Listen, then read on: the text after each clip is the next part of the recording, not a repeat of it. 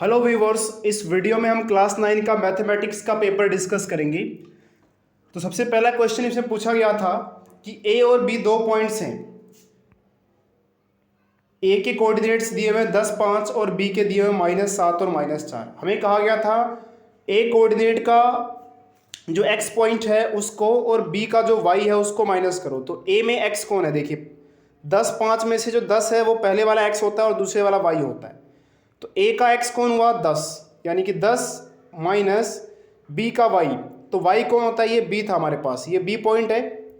इसका वाई कौन सा होगा? बाद वाली वैल्यू। -7 एक्स है इसका और -4 इसका वाई है। तो 10 -4 तो कितना बन जाएगा? 10 + 4 14। तो इसका आंसर बी आ जाएगा। इसके और में पूछा गया था पॉइंट, एक पॉइंट निकालिए जिसका एब्सिसा अनुप्रयास 0 है और समन्वय 5 है, ऑर्डिनेट 5 है। एब्सिसा अनुप्रास का मतलब होता है x। तो इसका x कितना हो गया हमारे पास? 0 और y कितना हो गया? 5। तो ये बन गया पॉइंट 0,5। तो 0,5 यानी कि सी। सेकंड क्वेश्चन की बात करते हैं। सेकंड क्वेश्चन में हमें एक इक्वेशन, एक समीकरण दिया था। इसको कहता है ax + by + c के रूप में लिखिए। चलिए लिख देते हैं। तो समीकरण था हमारा 3x + 5 बराबर में 5y। तो इस 5y को उठा के यहाँ ले आइए। तो 3x - 5y + 5 बराबर में 0। तो हमें a, b और c पहचानना था। x के साथ जो भी दिखाई देगा वो a होगा। तो यहाँ पे x के साथ कौन दिख रहा है? 3, तो a हो गया हमारा 3। y के साथ जो भी होगा वो b होगा। तो y के साथ यहाँ पे -5 है, तो b कितना हो गया? -5। तो a हो गया हमारा 3, b हो गया हमारा -5 और जिसके साथ कुछ नहीं है, ना x ना y, यानी कि ये रहा 5। तो ये हमारा c है। तो c कितना हो गया इसमें? 5। तो a 3, b -5 और c भी 5। तो 3 -5 5। तो देखते हैं ऑप्शन कौन सा है। 3 -5 और 5। तो इसका आंसर आ जाएगा हमारे पास ऑप्शन नंबर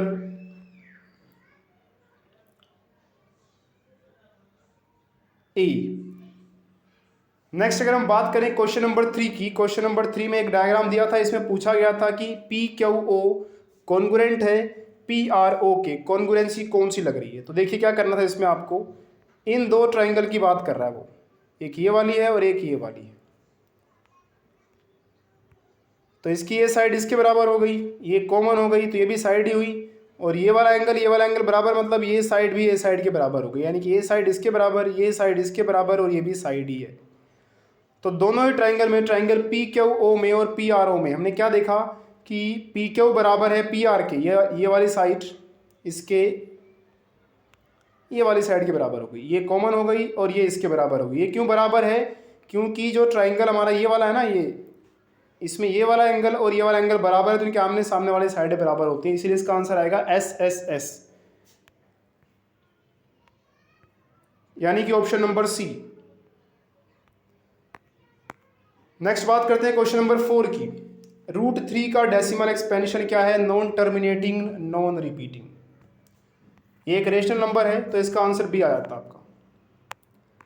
5वें में दिया गया था वॉल्यूम ऑफ क्यूबॉइड, घनाभ का आयतन 400 और इसका क्षेत्रफल, जो इसके आधार का क्षेत्रफल, बेस का क्षेत्रफल था वो भी दिया था। हमें इसकी हाइट निकालनी है। तो हाइट निकालने का सीधा फॉर्मूला है, जो वॉल्यूम है, आयतन है, उसको एरिया से डिवाइड कर दिया जाए। तो इसको डिवाइड कर देंगे, इसका आंसर आ जाएगा हमारे पास। तो डिवाइड करने के बाद हमारे पास आएगा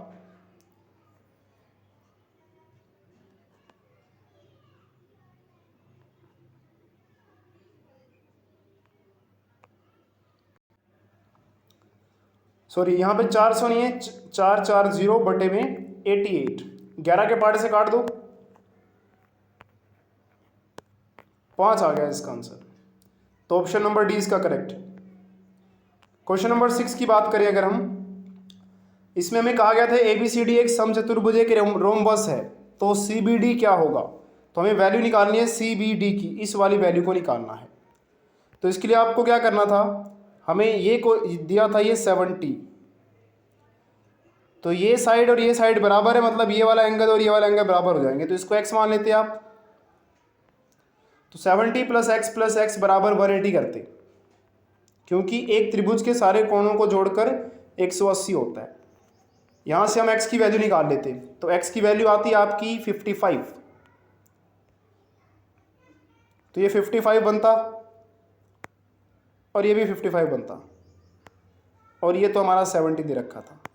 हमें पूछा क्या था CBD, तो CBD यानी कि ये वाला, तो ये भी 55 बनेगा। क्यों बनेगा? क्योंकि ऊपर वाली ट्राइंगल और नीचे वाली ट्राइंगल आपस में कॉन्ग्रुएंट हैं, तो सेम एंगल्स बनेंगे। तो इसका आंसर 55 यानी कि C।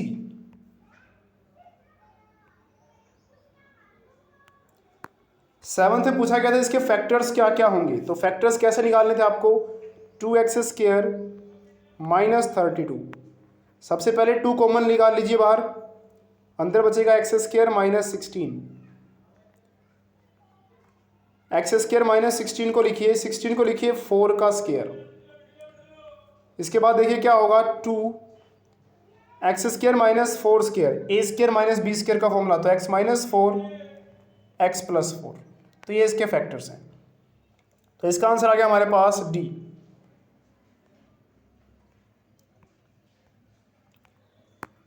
क्वेश्चन नंबर 8 की बात करें अगर हम, तो इसमें मैं ये डायग्राम दिया था, हमें ADC पूछा गया था, ADC एंगल कितना होगा, यानी कि ये वाला एंगल कितना होगा। इसके लिए हम क्या करते हैं, इस ट्रायंगल की बात करते हैं पहले। इस ट्रायंगल में ये 60 है, ये 20 है, तो ये कितना हो जाएगा, 100 हो जाएगा। ट्रायंगल में तीनों एंगल्स को जोड़ के 180 आना चाहिए, तो 60 और 20 यानी कि 80 आ रखे थे, तो B कितना हो गया हमारा, 100। अब हम बात करेंगे इस क्वाड्रिलेटरल की। इस क्वाड्रिलेटरल में एक ये वाला एंगल और इसके ऑपोजिट ये वाला एंगल, दोनों को जोड़कर 180 होना चाहिए, तो ये 100 है, तो ये कितना होगा, 80 होगा। साइक्लिक क्वाड्रिलेटरल है ना, साइक्लिक क्वाड्रिलेटरल के ऑपोजिट एंगल्स का सम 180 होता है, तो D हमारा आ जाएगा 80, यानी कि इसका आंसर आ जाएगा B। क्वेश्चन नंबर 8 में पूछा गया था कि इस बहुपद का, इस पॉलिनोमियल का डिग्री कितना है, 74 है, यानी कि यहाँ पे x नहीं दिख रहा, मतलब x की पावर 0 है, जहाँ पे x दिखाई ना दे वहाँ पे x की पावर 0, तो x की पावर 0 है, तो डिग्री कितनी हो गई, 0 हो गई इसकी। क्वेश्चन नंबर 10, ABC साइड से ट्राइंगल की और S सेमी पेरीमीटर है, तो एरिया ऑफ ट्राइंगल, तो इसका आंसर सीधा आ जाएगा हेरोन्स फॉर्मूला, तो एरिया यानी कि क्षेत्रफल होगा √S, S - A, S - B, S - C। Question number 11, एक कॉइन को 100 बार उछाला गया, 37 बार हेड आया, तो पूछता है टेल की प्रोबेबिलिटी कितनी होगी। तो टेल की निकाल लेते हैं, टेल की कैसे आएगी, देखिए टेल कितनी बार आया होगा, अगर 37 बार हेड आया है तो टेल आएगा करीब 63 के आसपास, 63, और टोटल कितनी बार उछाला गया, 100 बार, तो इसकी प्रोबेबिलिटी हो जाएगी 63/100 यानी कि 0.63। Question number 12, find the zero of the polynomial, तो x + 7 में इसकी जीरो निकालनी थी, तो x + 7 = 0, x = -7, यहाँ से x = -7 इसकी जीरो हो जाएगी। 13 में हमें रेंज पूछी गई थी, रेंज कैसे निकालते हैं, सबसे बड़ी वैल्यू इसमें 99 है, सबसे छोटी वैल्यू इसमें 9 है, माइनस कर देंगे रेंज आ जाएगा, सीमा पता लग जाएगी हमें इसकी। क्वेश्चन नंबर 14, x की वैल्यू निकालनी है, तो ये क्वाड्रिलेटरल है, चतुर्भुज है, तो इसके सारे एंगल्स को जोड़कर होता है एक 360, तो 7x + 3x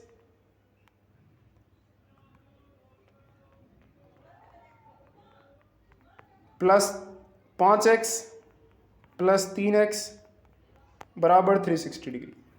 तो इसको ऐड करेंगे, 7 3 10 5 15 3 18, 18x = 360, x = 360 अपॉन 18, 20 आ जाएगा इसका आंसर।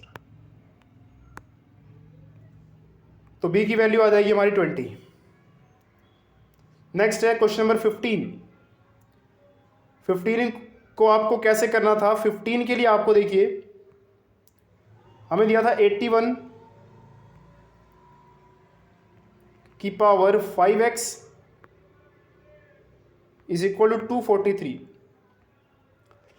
तो 81 का एलसीएम निकालेंगे, फैक्टर्स बनाएंगे, तो 3 की पावर पड़ेगा 4,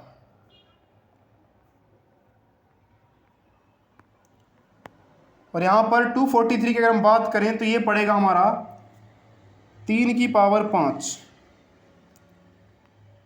आगे आप क्या करते, नीचे यहाँ पे भी 3 है और यहाँ पे भी 3 है। अगर ये बेसिस सेम है तो पावर बराबर कर दीजिए। यहाँ की पावर 4 5, इसको मल्टीप्लाई करेंगे 20/x आ जाएगी। तो यहाँ की पावर 20/x, यहाँ की पावर 5। तो यहाँ से सोल्व करेंगे x की वैल्यू 4 आ जाएगी। तो इसमें 15 में इसका आंसर आ जाएगा 4। 16 क्वेश्चन में हमें दिया गया था फाइंड f-3। तो fx जो था हमारा वो था 2x³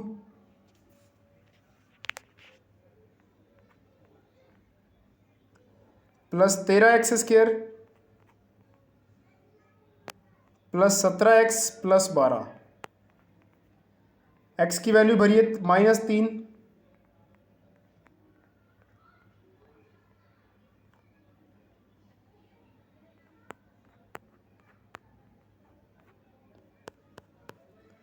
इसको अगर हम पूरा सोल्व करेंगे तो ये करीब बनेगा हमारा, मतलब वैल्यू बनेगी अगर इसको सोल्व करें तो इसको सोल्व करके आपका आंसर बनता है करीब 25।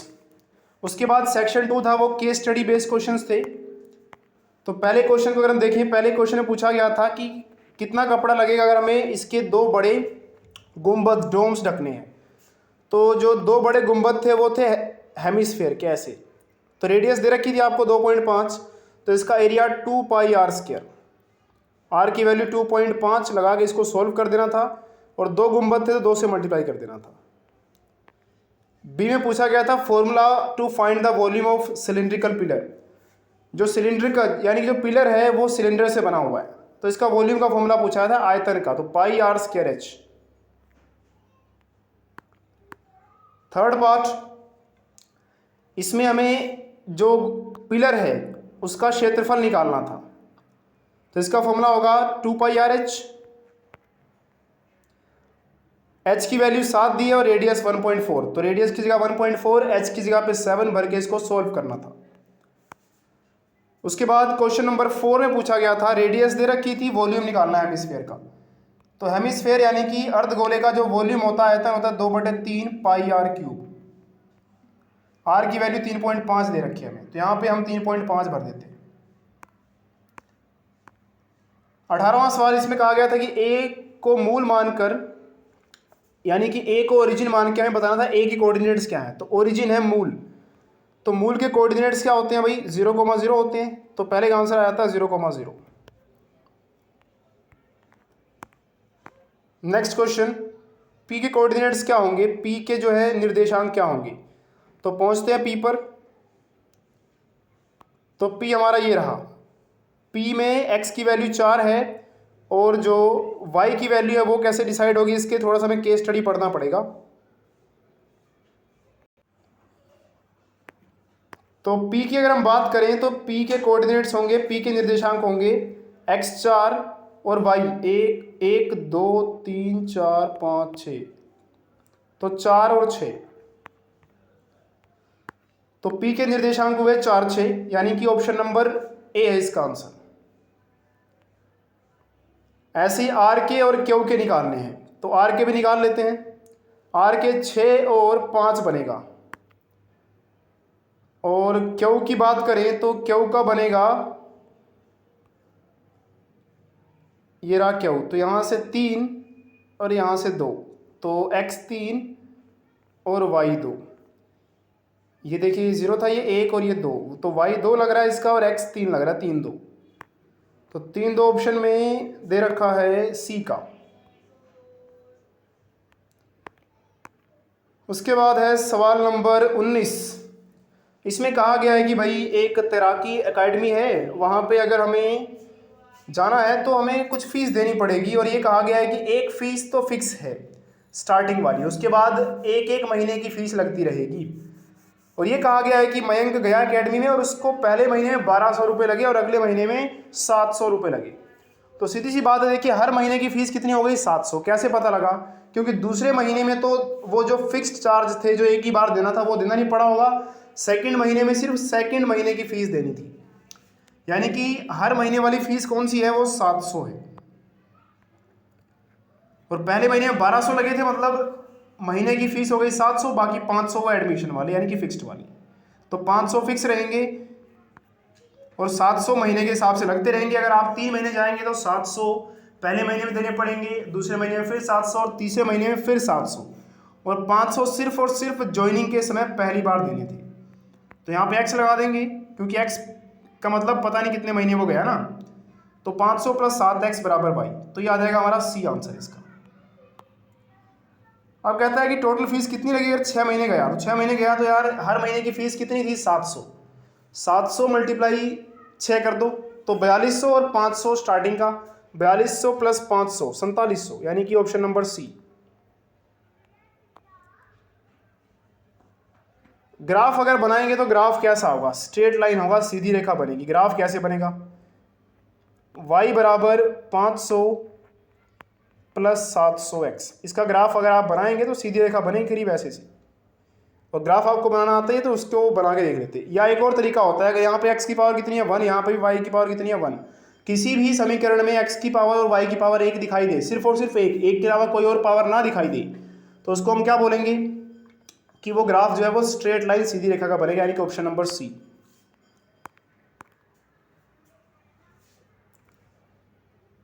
उसके बाद 20 में पूछा गया था कि 50 सीड्स हैं और हमारे पास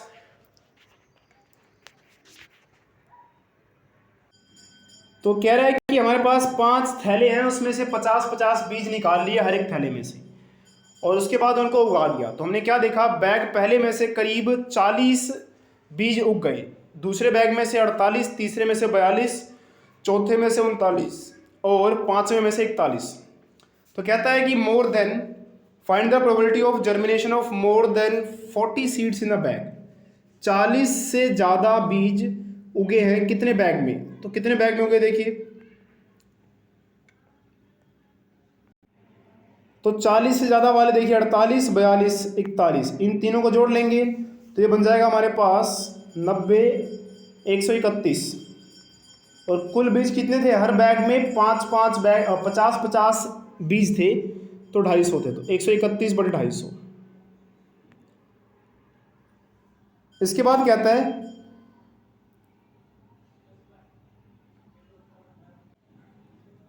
उनचास सीड्स उगे हों, तो 49 तो कहीं पे भी उगे नहीं है, तो इसका आंसर आएगा 0 / 250।